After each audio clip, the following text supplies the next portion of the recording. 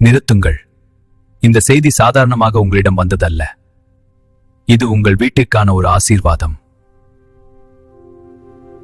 நான் உங்கள் வீட்டை பார்க்கிறேன். அந்த வீட்டின் சுவர்களுக்குள் நீங்கள் மெல்ல சொன்ன ஜெபங்களையும் நான் அறிவேன்.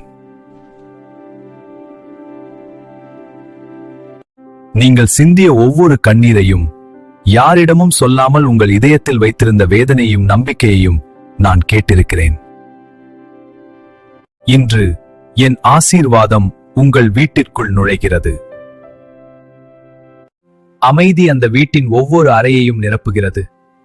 கவலை இருந்த இடத்தில் இப்போது சந்தோஷம் மலர்கிறது. ஒரு காலத்தில் இருந்த பாரம் இப்போது விலகுகிறது. மூடியிருந்த கதவுகளில் புதிய வழிகள் திறக்கப்படுகின்றன. உங்கள் குடும்பத்திற்கு புதிய வாய்ப்புகள் வருகிறன.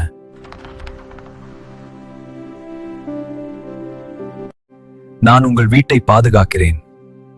என் கிருபை அந்த வீட்டின் ஒவ்வொரு மூலையையும் மூடிக்கொண்டிருக்கிறது. மிக விரைவில் உங்கள் வீட்டில் நடக்கப் போகும் மாற்றம் அனைவரையும் ஆச்சரியப்படுத்தும். இந்த ஆசீர்வாதத்தை ஏற்றுக்கொண்டால் ஆமென் என்று எழுதுங்கள்.